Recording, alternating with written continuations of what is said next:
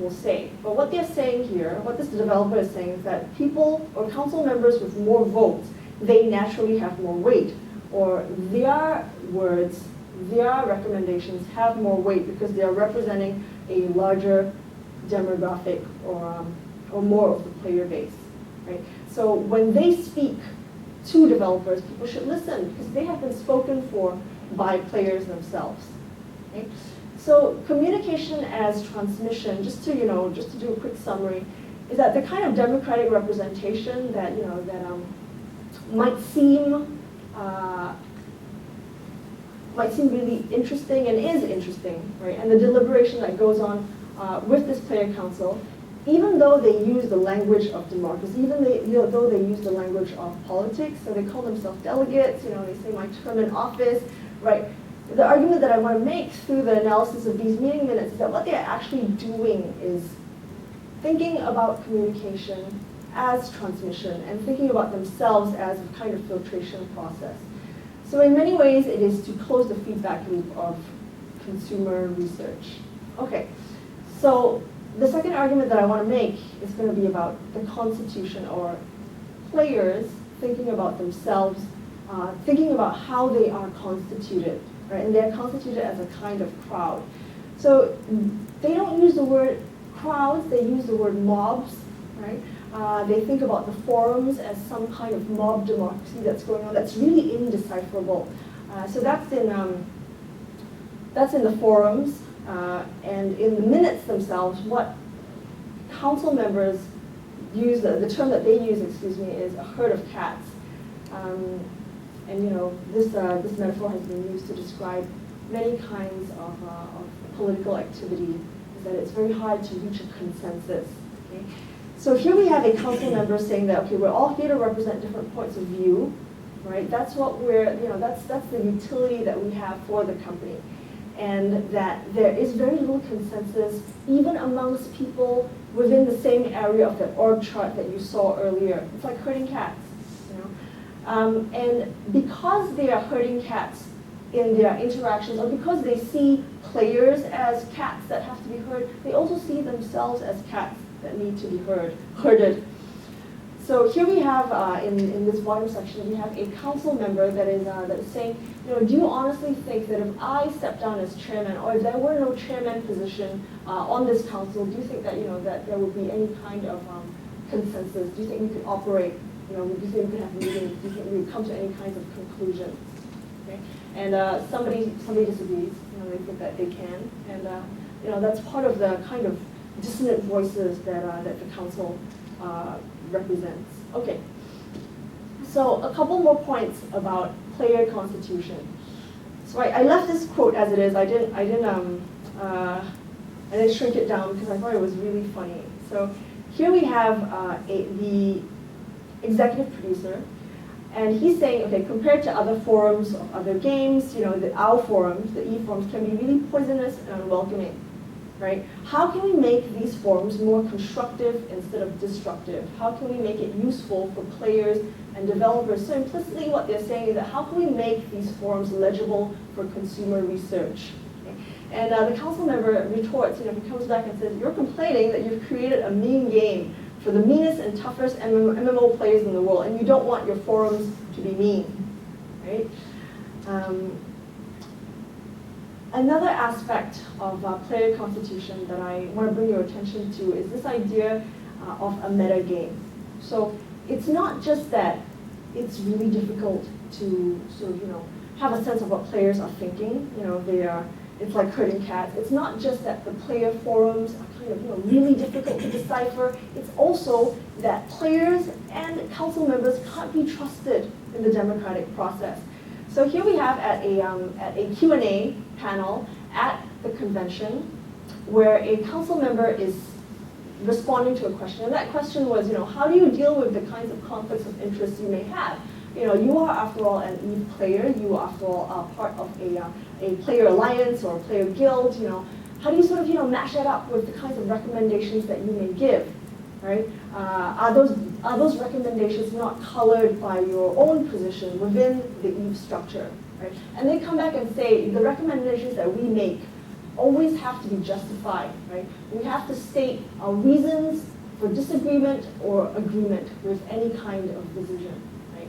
And even developers themselves are extremely cautious or even suspicious that they might be metagaming the process. Okay, so one kind of justification, one kind of evidence that they bring to bear to support what they have to say, to sort of, let developers know, let players know that they're not just, they're not just pulling this out of nowhere, they're not just trying to benefit themselves as players in the Eve structure, is that they go to analytics.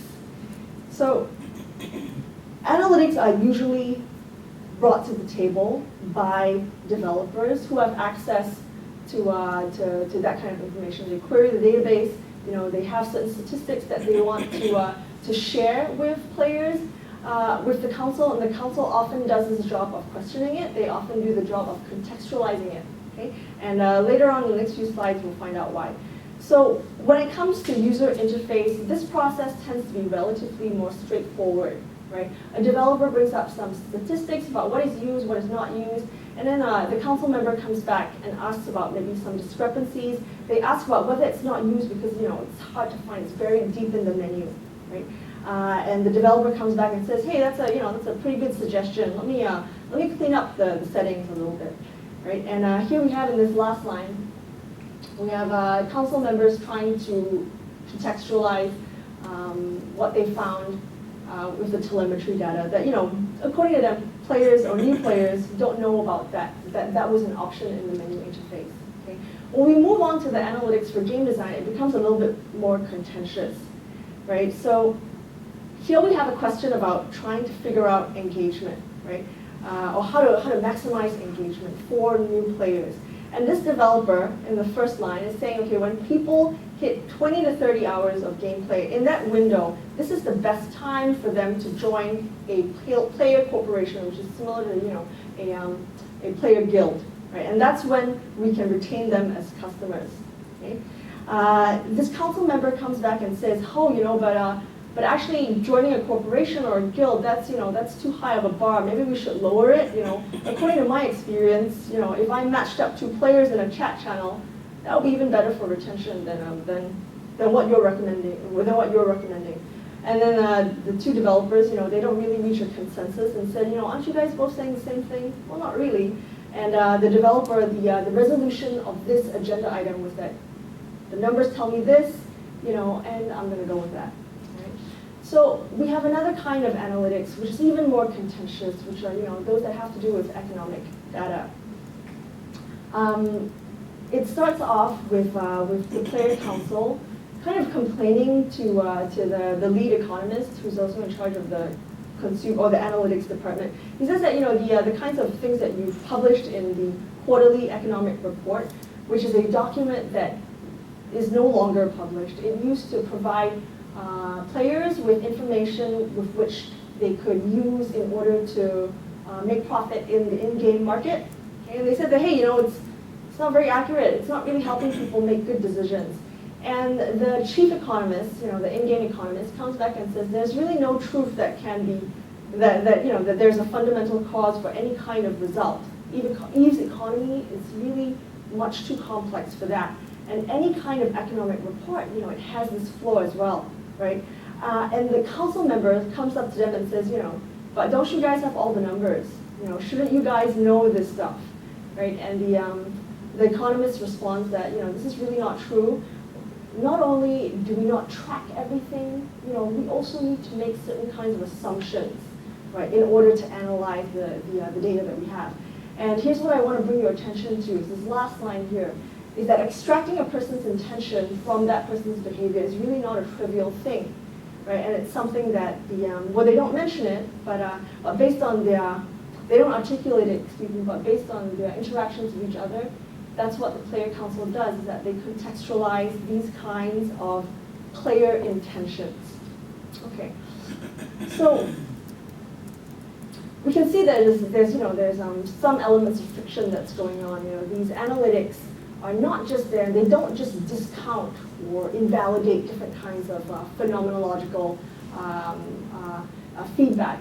which is something that, which is an example that John Banks has brought up, saying that, with different kinds of, especially casual games, sometimes the things that community managers bring up to developers are sort of, shot down because they say, oh, well, our analytics tell us this. So here we see kind of, back and forth movement. And in this quotation, we see that the council is reminding the company that if you make design decisions based on purely the analytics, it's being done in a vacuum, right? And there are usually side effects which cause different kinds of customer dissatisfaction. And what they recommend is that it has to be done in a holistic manner. It has to be done not only in consultation with them as player advocates, as consultants, but also taken back to the public, published as dev blogs, spurring different kinds of public discussions in blogs as well as in the forums. All right, and the company accepted this criticism.